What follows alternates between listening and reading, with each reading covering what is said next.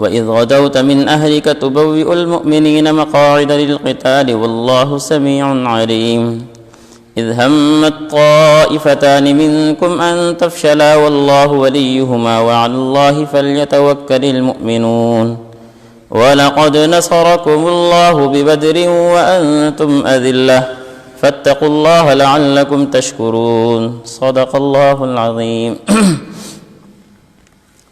الحمدللہ رات تراویح میں 5 سپارے پورے ہو گئے۔ چوتھے سپارے کی آیت تلاوت کی گئی ہے۔ اس آیت میں اللہ رب العزت نے غزوہ احد کا نقشہ کھینچا ہے۔ غزوہ احد اس کا پس منظر اور مختصراً واقعہ سمجھیں گے۔ غزوہ بدر سن 2 ہجری میں 17 رمضان المبارک کو ہوا تھا، اور اس غزوے کے اندر کئی سارے کفاروں کے سردار مارے گئے۔ 70 کے قریب کفار مارے گئے تھے اور 70 کے قریب گرفتار ہوئے تھے۔ مسلمانوں کی یہ پہلی فتح مبین تھی کہ اللہ رب العزت نے پہلی جنگ میں مسلمانوں کو فتح عطا فرمائی تھی، جس کی وجہ سے کفار پر کافی رعب بھی تھا اور غصہ بھی تھا۔ تو کفار نے مل کر یہ مشورہ کیا کہ ہمارے کئی سارے سردار مارے گئے ہیں، اس لیے ہم سب کو مل کر اگلے سال اس کا بدلہ لینا چاہیے۔ اور جتنی بھی تجارتی مال اس ٹائم آیا تھا، انہوں نے کہا یہ سارا کا سارا مال ہم اس کے اندر خرچ کریں گے، کیوں ہمارے سردار مارے گئے ہیں۔ غیرت دلائی، ایک دوسرے کو شرم دلائی، جس کی وجہ سے لوگوں نے اپنی ناک بچانے کے لیے سارا کا سارا مال اس جنگ کے لیے وقف کر دیا اور تیاریاں شروع کر دی۔ سن 3 ہجری میں غالباً 7 شوال کو غزوہ احد ہوا۔ غزوہ احد یہ مدینہ سے 80 میل کے فاصلے پر ایک میدان ہے جہاں پر منڈی لگا کرتی تھی۔ احد پہاڑ ہے، اس جگہ پر میدان جنگ سجا۔ پشت غزوہ احد کو بنایا گیا مسلمانوں نے۔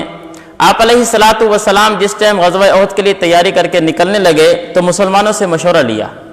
آپ علیہ السلام کی چاہت یہ تھی کہ مدینہ میں رہ کر ہی جنگ کی جائے۔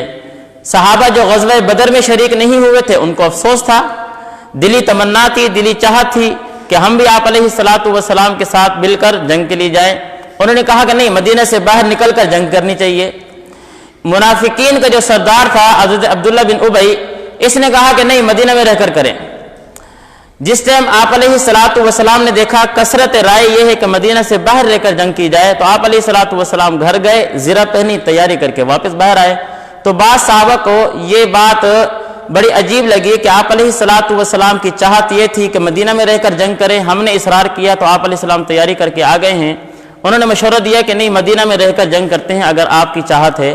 آپ علیہ السلام نے فرمایا کسی نبی کے لیے یہ بات نہیں جچتی کہ وہ زرہ پہن لے، جنگ کی تیاری کر لے اور پھر قتال کے بغیر وہ زرہ کو اتار لے۔ آپ علیہ السلام نے کہا اب باہر جا کر جنگ لڑیں گے۔ اب بات یہاں پر سمجھنے کی یہ ہے، غزوہ بدر میں مسلمانوں کی تعداد 313 جمہور قول کے مطابق، اور مد مقابل جو دشمن ہے وہاں پر تعداد 1000 ہے۔ اور غزوہ بدر میں مسلمانوں کے پاس جو ساز و سامان ہیں، 2 گھوڑے، 70 اونٹ اور کچھ زرے تھی، یہ ساز و سامان تھا۔ جبکہ اس کے مد مقابل دیکھتے ہیں تو ان کے پاس اسلحہ بھی زیادہ، زرے بھی زیادہ اور سامان بھی زیادہ تھا، گھوڑے بھی زیادہ تھے۔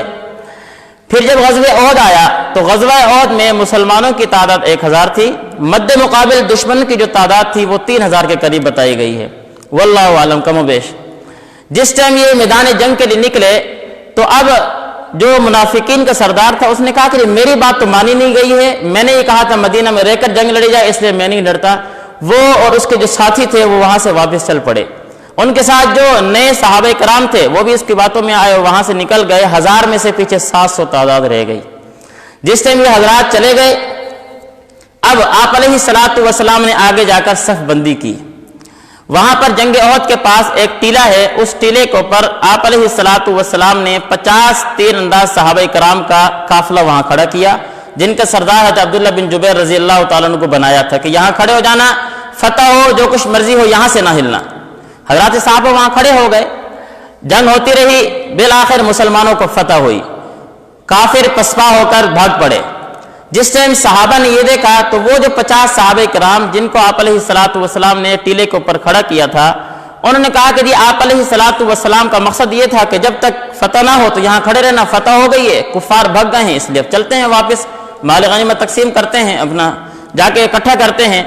تو صحابہ میں اختلاف ہوا تو چند صحابہ کرام کے علاوہ باقی سارے صحابہ چلے گئے، چند صحابہ کرام وہاں پر رہ گئے۔ جب وہاں پر گئے تو پیچھے سے کافروں نے دیکھا کہ وہ جو ٹیلہ جس پہ 50 صحابہ کرام کھڑے ہوئے تھے تیر انداز، وہ خالی ہو چکا ہے۔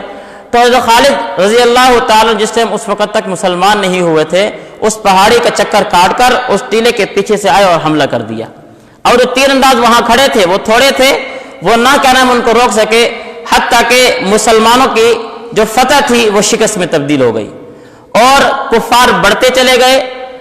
یہ خبر مشہور ہو گئی کہ آپ علیہ الصلوۃ والسلام نعوذ باللہ شہید ہو گئے ہیں۔ اس جنگ میں آپ علیہ الصلوۃ والسلام کا ایک دانت بھی شہید ہوا تھا، چہرہ انور بھی زخمی ہوا تھا۔ جس ٹائم مسلمانوں کو یہ پتہ چلا کہ آپ علیہ الصلوۃ والسلام شہید ہو گئے ہیں تو مسلمانوں کے جو حوصلے تھے وہ پست ہو گئے اور پیچھے ہٹنے لگے، حتیٰ کہ روایت میں آتا ہے آپ علیہ الصلوۃ والسلام کے ارد گرد 11 صحابہ رہ گئے تھے۔ اس کے آگے سبق میں بتاؤں گا کہ اس واقعے سے سبق کیا حاصل ہوتا ہے ہمیں۔ 11 صحابہ کرام رہ گئے۔ خیر پھر جس ٹائم یہ پتہ چلا کہ آپ علیہ الصلوۃ والسلام شہید نہیں ہوئے تو دوبارہ مسلمان کٹھے ہوئے اور آپ صلی اللہ علیہ وسلم کے ارد گرد جمع ہو گئے۔ یہ تھا غزوہ احد مختصراً، جس میں اللہ رب العزت نے ہمیں کچھ سبق دیے ہیں۔ سبق کیا ہے؟ سبق اللہ رب العزت ہمیں یہ دے رہے ہیں، پہلا، جس ٹائم کفار مکہ سے لڑنے کے لیے مدینہ آئے، غزوہ احد کے پاس پہنچے تو اپنے ساتھ عورتیں لے کر آئے تھے، مستورات لے کر آئے تھے۔ کیوں جی؟ اس لیے کہ اگر کوئی کافر میدان جنگ سے بھاگے تو یہ عورت اس کو کیا ہے، شرم دلائے، عار دلائے اور اس کو دوبارہ میدان جہاد کی طرف جانے کے مجبور کر دے۔ عورتوں کو ساتھ اس لیے لے کر آئے تھے، وہ اشعار پڑھا کرتی تھی، گیت گایا کرتی تھی۔ جبکہ اس موقع پر آپ علیہ الصلوۃ والسلام کا عمل ہمارے لیے کیا ہے، مسلمان کا عمل کیا ہونا چاہیے؟ آپ علیہ الصلوۃ والسلام ایک دعا مانگ رہے تھے، اے اللہ میدان جہاد کے اصول بھی تیری طرف سے ہیں، قتال بھی تیری طرف سے ہے، تو ہی ہمیں کافی ہے، تو ہماری مدد فرما۔ ہر چیز کو چھوڑ کر مسلمانوں کی تعداد کتنی تھوڑی ہے، اسلحہ ساز و سامان کتنا ہے، مد مقابل دشمن کتنا قوی ہے، لیکن ساری چیزوں کو چھوڑ کر مسلمان کی جو نظر ہوتی ہے وہ اللہ پر ہوتی ہے، وہ کسی اور جگہ پر نہیں ہوتی۔ اس موقع پر مسلمانوں کی آپ علیہ الصلوۃ والسلام اللہ سے یہ دعا کر رہے ہیں کہ اللہ تو ہی ہماری مدد کرنے والا ہے، تو ہی ہمیں کافی ہے، تو ہماری مدد فرما دے۔ ایک سبق تو یہ حاصل ہوتا ہے۔ دوسرا سبق اس موقع پر یہ حاصل ہوتا ہے کہ حضرات صحابہ فتح شکست سے تبدیل ہو رہی ہے، لیکن صحابہ کے کیا بات ہے، کیا شجاعت کے انہوں نے ہمیں مناظر دکھائے ہیں۔ حضرت ابو دجانہ رضی اللہ تعالیٰ کے بارے میں آتا ہے کہ آپ علیہ الصلوۃ والسلام کے سامنے ڈھال بن کے کھڑے ہو گئے، تیر پہ تیر آ رہے ہیں، سینے پہ کھا رہے ہیں، تیر پہ تیر آ رہے ہیں، زخمی ہو جاتے ہیں، شہید ہو جاتے ہیں۔ نمبر 2، حضرت طلحہ رضی اللہ تعالیٰ عنہ زخمی ہو گئے ہیں، اس کے باوجود روایت میں آتا ہے کہ جس ٹائم کفار آئے تو آپ علیہ الصلوۃ والسلام نے فرمایا ہاں بھی کون ہے جو ان کے کیا ہے اس جھمگھٹے کو روکے گا؟ حضرت طلحہ رضی اللہ عنہ زخمی ہے، فرمایا اے اللہ رسول مجھے اجازت دیں۔ آپ نے فرمایا ہاں بھی کوئی اور ہے، ایک انصاری صحابی کھڑے ہوئے، آپ نے ان کو بھیج دیا۔ پھر دوبارہ وہ شہید ہو گئے، پھر دوبارہ آپ نے پوچھا، 7 انصاری صحابہ کرام اس طرح چلے گئے۔ حضرت طلحہ رضی اللہ تعالیٰ ہر موقع پر تمنا کرتے رہے کاش کہ مجھے بھیجتے۔ یہ حضرات صحابہ کی شجاعت ہے۔ نمبر 2، انس بن مالک رضی اللہ تعالیٰ عنہ کے چچا انس بن نضر رضی اللہ تعالیٰ عنہ، یہ غزوہ بدر میں شریک نہیں ہوئے تھے، ان کی بڑی چاہت تھی، غزوہ احد میں گئے، اب یہ چاہ رہے تھے کہ میں ان کافروں کے جمگھٹے میں گھس جاؤں اور ان کو قتل کرتے کرتے خود شہید ہو جاؤں۔ نکل پڑے، جب گئے حضرت سعد رضی اللہ تعالیٰ عنہ بھی وہ بھی جا رہے تھے اسی میدان کی طرف، تو پوچھا سعد کہاں جا رہے ہو؟ تو کہنے لگے مجھے اور پہاڑ کے پیچھے سے جنت کی خوشبو آ رہی ہے، میں اس طرف جا رہا ہوں۔ یہ صحابہ کے کیا ہے جذبات تھے، اور جذبات صرف کیا ہے یہی نہیں کہ نفسانی خواہشات تھی، ایمانی جذبہ تھا۔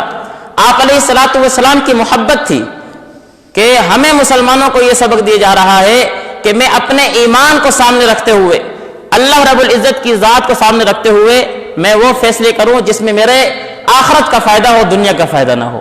حضرات صحابہ نے اس طرح ہمیں کر کر دکھایا ہے۔ چہ جائے کہ اب میں یہ کہتے پھروں کہ جی حضرات صحابہ نے جو ہے آپ علیہ الصلوۃ والسلام کی نافرمانی کی اور نعوذ باللہ وہ مال غنیمت کو لوٹ مار میں تقسیم کرنا شروع کر دیا، اس طرح کی باتیں کرنا اور حضرات صحابہ کی بزدلی کی باتیں کرنا، یہ تو میں سمجھتا ہوں کہ میرے اپنے ایمان کی کمزوری کی دلیل ہے، اور میں نے صحابہ کو پہچانا ہی نہیں ہے۔ صحابہ کو اگر میں پہچانتا تو حضرات صحابہ سارے کہے چلے گئے، 11 صحابہ کھڑے ہیں اور وسلم کی حفاظت کر رہے ہیں، تیر پہ تیر آ رہا ہے لیکن پیچھے ہٹنے کے لیے تیار نہیں ہے. یہ حضرات صحابہ کی زندگی تھے ہمارے سامنے. تو صحابہ کی زندگی سے ہمیں یہ پتہ چلتا ہے کہ جب ایمان کی بات آئے، دین کی بات آئے، تو ہر قربانی دینے کے لیے میں تیار ہو جاؤں، دنیا کی کوئی چیز میں مد نظر سامنے نہ رکھوں. قرآن مجید کی آیت سے ہمیں سبق ملتا ہے وَإِذْ غَدَوْتَ مِنْ أَهْلِكَ تُبَوِّئُ الْمُؤْمِنِينَ مَقَاعِدَ لِلْقِتَالِ، کہ جس ٹائم آپ علیہ السلام صبح کے ٹائم نکلے، غدوتا صبح کے ٹائم نکلے، من اہلک اپنے گھر والوں سے. مفسرین نے یہاں پر نقطہ یہ اٹھایا ہے کہ آپ علیہ السلام میدان جنگ میں جا رہے ہیں، جہاد پر جا رہے ہیں، کفار کا جھمگھٹا ہے، لیکن اس موقع پر آپ علیہ السلام نے گھر کا خیال نہیں کیا بلکہ دین کی خاطر نکل پڑے. ہمیں بھی یہی سبق مل رہا ہے کہ دینی ضروریات یہ مقدم ہے دنیاوی ضروریات کے مقابلے میں. جب دنیاوی ضروریات آ جائیں اور دینی ضروریات آ جائیں تو میں دین کو دیکھوں، دنیا کو نہ دیکھوں. دنیا کو دیکھوں گا تو میں پیچھے رہ جاؤں گا. نمبر 2، اس موقع پر اللہ تعالیٰ نے ہمیں ایک سبق دیا ہے وَعَلَى اللَّهِ فَلْيَتَوَكَّلِ الْمُؤْمِنُونَ، کہ مومن کا کام یہ ہوتا ہے کہ وہ اللہ پر توکل کرتا ہے. توکل کا کیا معنی؟ توکل کا معنی یہ نہیں ہے کہ انسان اسباب اختیار کر کے، اسباب چھوڑ کر ہاتھ پہ ہاتھ رکھ کے اللہ پر نظر رکھ کے بیٹھ جائے. نہیں، پہلے اسباب اختیار کریں پھر اللہ پر توکل کریں. مومن اور کافر میں یہی فرق ہوتا ہے کہ کافر بھی اسباب اختیار کرتا ہے، مومن بھی اسباب اختیار کرتا ہے، لیکن کافر کی نظر اسباب پر ہوتی ہے، مومن کی نظر مسبب الاسباب پر ہوتی ہے. مومن کی نظر اس اسباب میں طاقت ڈالنے والے پر ہوتی ہے، اللہ پر ہوتی ہے. کافر کی نظر یہ ہے کہ یہی سب کچھ کرے گا. اس لیے کافروں نے جس ٹائم جنگ کے لیے آئے تو سارا سامان، تجارتی مال شال سب کٹھا کر دیا، لیکن جب مسلمان نکلے تو اللہ پر نظر کرتے ہوئے نکل پڑے. پھر اللہ رب العزت نے مسلمانوں کے اس توکل پر جنگ غزوہ بدر میں پھر فرشتے بھی بھیجے. پہلے 1000 بھیجے، پھر 3000 بھیجے، پھر 5000 کا وعدہ کیا. یہ فرشتے کیوں اتر رہے ہیں؟ اور پھر صحابہ نے جنگ غزوہ بدر میں فرشتوں کے نصرت کے مناظر بھی دیکھے ہیں. ایک روایت میں آتا ہے ایک صحابی نے کہا کہ فلاں کافر میرے سامنے آ رہا ہے، اس کی میں گردن اڑا دوں. وہ ابھی ارادہ کر ہی رہا تھا کہ اس کی گردن اڑ گئی. یہ فرشتوں کی مدد نصرت تھی کہ اللہ رب العزت نے صحابہ کے توکل پر، صحابہ کے جذباتی ایمان پر کیا ہے اللہ رب العزت نے فرشتے اتارے ہیں اور اپنی مدد کے وعدے کیے ہیں. اس لیے ہمیں بھی یہ سبق ملتا ہے کہ ہم بھی اللہ رب العزت پر نظر رکھیں. آج ہمارے سامنے ایک وبا ہے، بیماری ہے، حقیقتاً ہے یا نہیں ہے، اس سے ہٹ کر ہمارا اس سے کوئی کہا کام نہیں ہے. لیکن اس موقع پر مسلمان کو اسلام کیا سبق دیتا ہے، دین کیا سبق دیتا ہے کہ میں اللہ پر نظر رکھوں، اسباب اختیار کروں، تدابیر اختیار کروں، لیکن ساری چیزیں اختیار کرنے کے بعد اب میری نظر اللہ پر ہونی چاہیے کہ اگر اس سے بچانے والی کوئی ذات ہے وہ اللہ رب العزت کی ذات ہے. میں سارا کچھ کرنے کے بعد دین کو چھوڑ دوں، اسلام کو چھوڑ دوں، پھر میں یہ سمجھوں کہ میں موت سے بچ جاؤں گا، یہ تو ہو نہیں سکتا. موت تو پھر بھی آ کر رہنی ہے، چاہے میں کیا ہے لوہے کے سلاخوں میں جا کر بیٹھ جاؤں. جس نے آنا ہے وہ تو آ کر رہے گی، لیکن انسان کا یہ کام بنتا ہے کہ اسباب اختیار کرنے کے بعد اللہ پر نظر کر، اللہ پر توکل کر کے بیٹھے. چاہے جائے کہ وہ اسباب پر نظر رکھے اور دین کو بالکل چھوڑ دے. یہ مسلمان کا کام نہیں ہے. اللہ ہمیں سمجھنے کی توفیق نصیب فرمائے. الحمدللہ.